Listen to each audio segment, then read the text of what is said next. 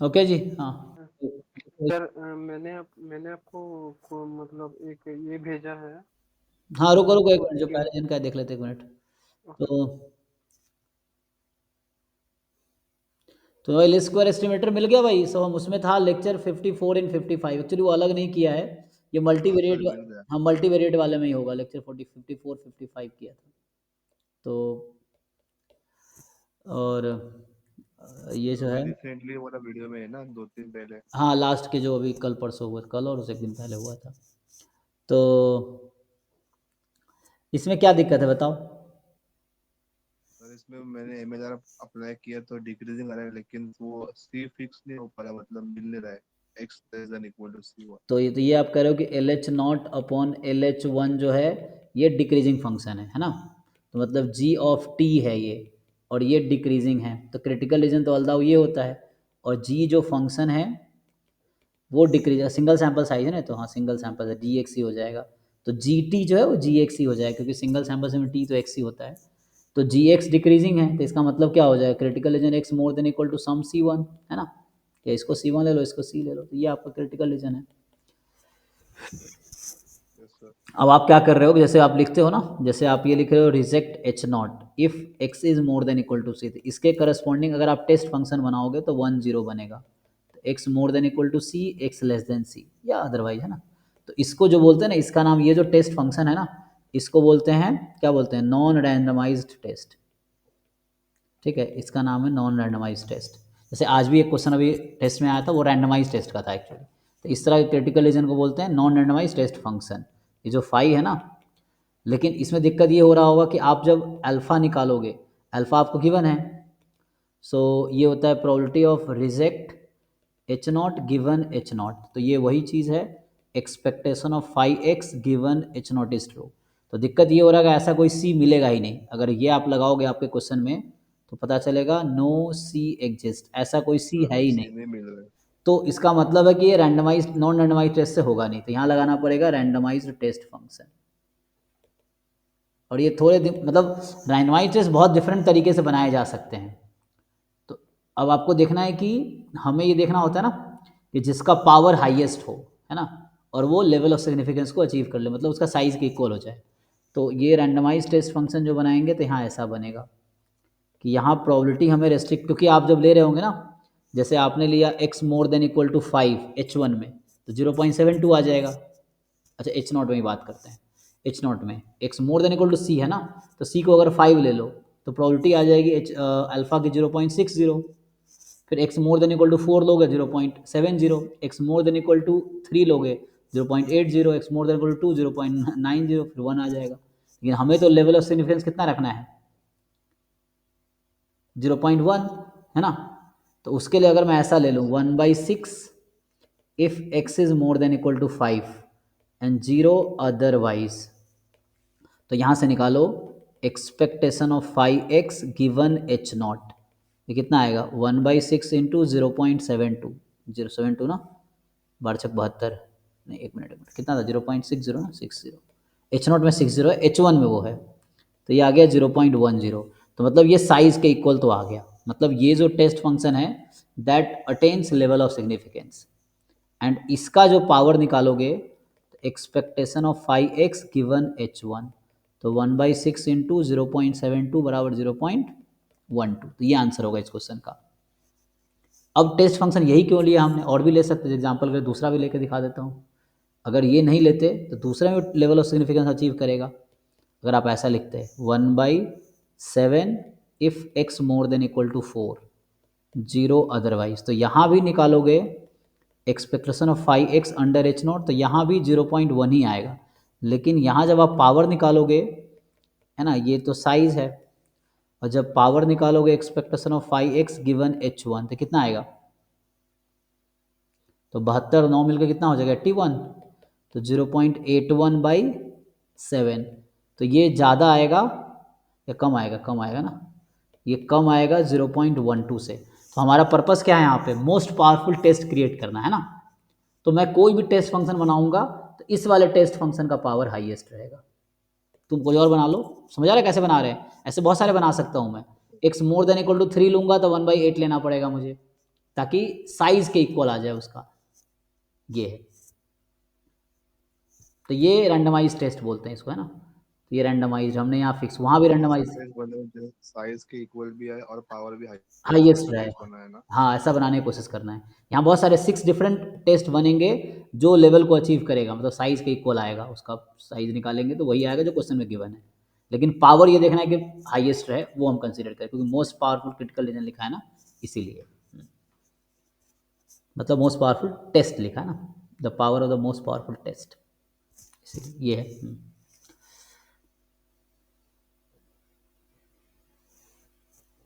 ठीक है भाई, अब आते हैं तन्मय आपके क्वेश्चन पे। हाँ, सो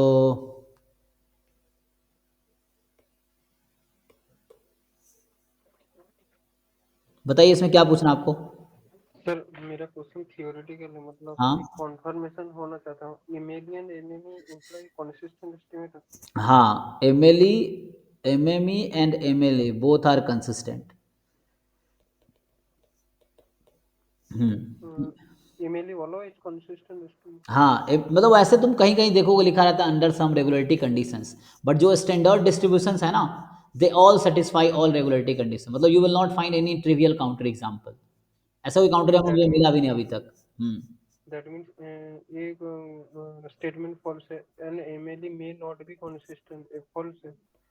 हाँ, मतलब ये इन जनरल तो फॉल्स ऐसे है, क्योंकि आप देखोगे जो हायर लेवल की बुक पढ़ोगे आप, उसमें लिखा रहता है कि MLE under some regulatory conditions MLE are consistent, है ना, ऐसा लिखा रहता है। लेकिन स्पेशली लोअर लेवल पे जितने भी स्टैंडर्ड डिस्ट्रीब्यूशंस हैं उसके एमएलई कंसिस्टेंट होंगे ही। बट हाँ, ऐसा हो सकता है कि एक ऐसा एमएलई मिल जाए जो कंसिस्टेंट ना हो, ऐसा पॉसिबल है। बट स्टैंडर्ड डिस्ट्रीब्यूशन में हमेशा एमएलई कंसिस्टेंट होगा। बट काउंटर मेरे पास है भी नहीं ऐसा कोई कि जहाँ पे मैं बता सकूँ कोई एमएलई है जो कंसिस्टेंट नहीं है। तो मैं तो पूरा लेके चलता हूँ, क्योंकि कैसेला बर्गर में भी डायरेक्टली लिखा हुआ है कि एमएलई जो है वो कंसिस्टेंट है। लेकिन कहीं कहीं देखते हैं ऐसा भी लिखा रहता है under some regulatory conditions, but मेरे अकॉर्डिंग एमएलई कंसिस्टेंट होगा। ओके सर, सेकंड ये है MLE may not be unbiased, that is true. हाँ, बहुत सारे में एमएलई मिल जाएगा, अनबायस्ड नहीं है। यस। एंड सर सेकंड जो ये है, जैसे सिग्मा, ये इसी का ले लो, इसका एक काउंटर लाइव एग्जांपल है, normal mu comma sigma square. आप एमएलई ऑफ सिग्मा स्क्वायर निकालोगे ना, तो ये आएगा 1/n summation X i minus X bar whole square. मान लो ये टी है, यहाँ एक्सपेक्टेशन ऑफ टी नहीं इट आता इज है। Not unbiased. हाँ, क्योंकि n-1 होना पड़ेगा अनबायस्ड होने के लिए। सर सेकंड में ठीक है ना, MLE equal to MME equal to X bar and sigma square MLE and sigma square MME is 1/n X. Normal के लिए हाँ, ये एमएलई आएगा, एमएमई उसमें वही है एक्स बार और म्यू। हाँ ठीक है, सही है। सिग्मा स्क्वायर पे भी मतलब अच्छा, दोनों सेम है। एमएमई हाँ, आई थिंक यही आएगा, एमएमई दोनों सेम ही आएगा नॉर्मल में। एमएलई और एमएमई दोनों सेम आएगा नॉर्मल में, म्यू का भी और सिग्मा स्क्वायर का भी। Okay, thank you sir. हो गया ना, ठीक है, थैंक यू। और कुछ है किसी का पूछने का भाई?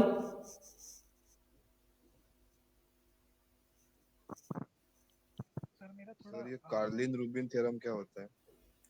ये वही है, एनपी लेमा का एक्सटेंशन है, जो कार्लिन रूबिन थ्योरम है ना।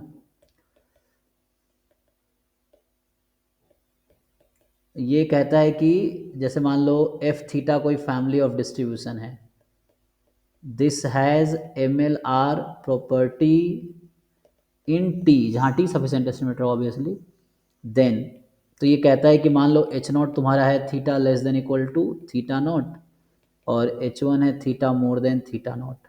तो इसका जो रिजेक्शन रीजन होगा ये होगा, ये कंपोजिट वर्सेस कंपोजिट या सिंपल वर्सेस कंपोजिट, क्योंकि एच वन डिसाइड करता है। तो यहाँ आ जाएगा T more than equal to C, यही है। ठीक है, अगर यहाँ theta equal to theta naught है एच नॉट में, तब भी कोई दिक्कत नहीं, तब भी यही आंसर रहेगा, यही है।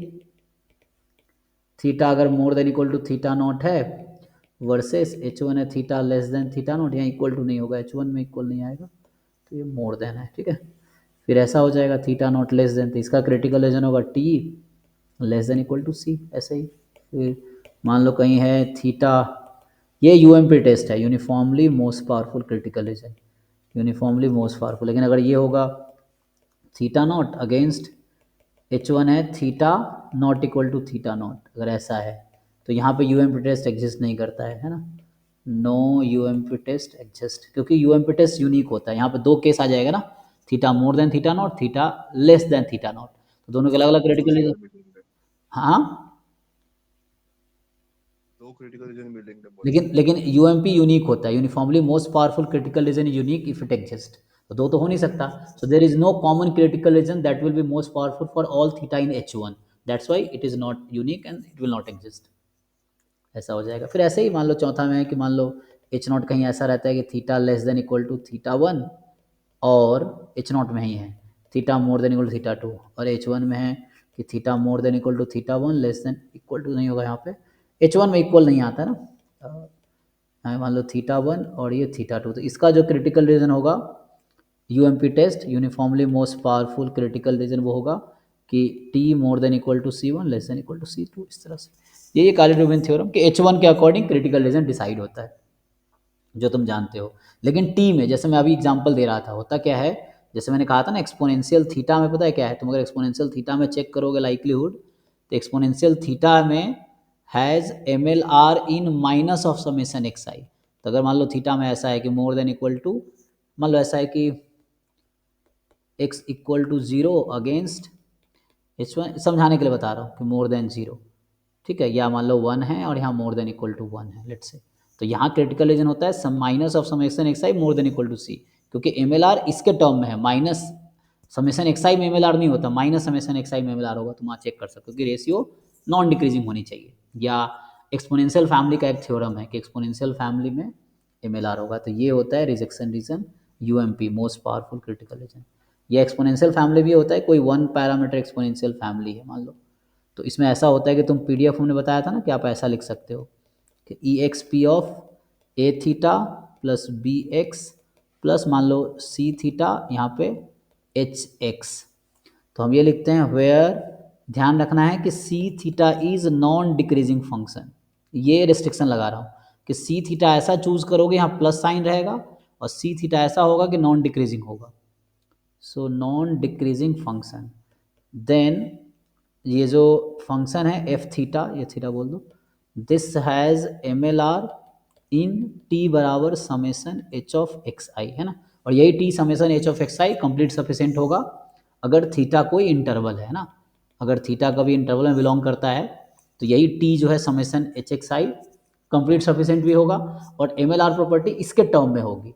बस ये इंश्योर करना है कि C theta non decreasing function होना चाहिए थीटा का, non decreasing function of theta. तो ये वन पैरामीटर एक्सपोनेंशियल फैमिली के लिए थ्योरम है, और ये भी थ्योरम है कि every exponential family distribution has MLR property in T, लेकिन T आपको केयरफुली डिसाइड करना है अकॉर्डिंग टू दिस थ्योरम, जहाँ पे सी थीटा को नॉन डिक्रीजिंग लेना पड़ेगा।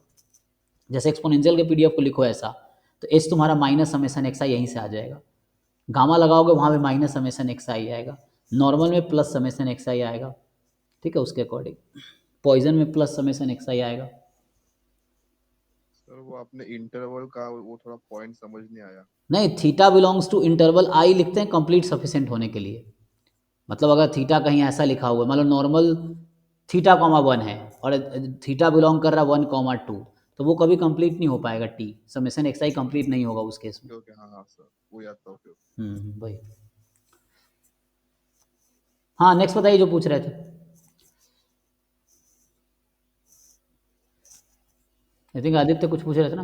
हाँ सर, मेरा डाउट पढ़ाई का नहीं था, थोड़ा अलग था। पूछिए। मेरा डाउट ये था कि सर अगर अभी मैंने विदाउट JRF किसी यूनिवर्सिटी में PhD एडमिशन ले लिया, ठीक है।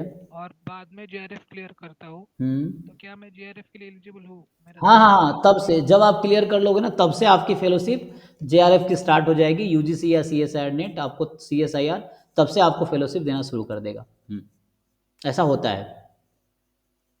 सर कोई तो बोल रहा था कि नहीं, आपको वापस शुरू करना ना पड़ेगा। ना ना ना, ऐसा नहीं है। हमने देखा, जैसे मैं भी सेंट्रल यूनिवर्सिटी में, वहाँ पे ऐसा होता है कि जैसे मान लीजिए पहले आपको यूनिवर्सिटी पे करेगी, मान लो नेट के थ्रू ज्वाइन किए या यूनिवर्सिटी एंट्रेंस के थ्रू ज्वाइन किए, तो जो फेलोशिप या तो नहीं है या फेलोशिप है, तो जब आप क्वालिफाई किए तब से आप फिर you can start your fellowship.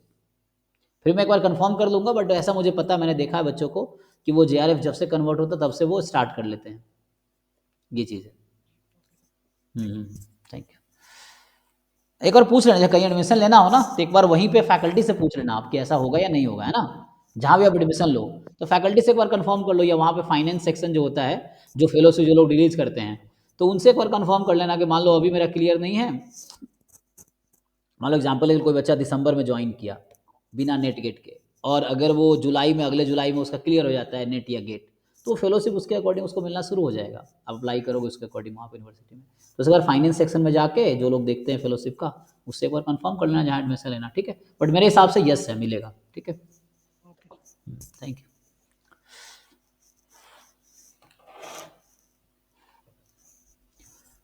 ठीक है जी, तो यहीं स्टॉप करते हैं। थैंक यू, मिलते हैं नेक्स्ट क्लास में।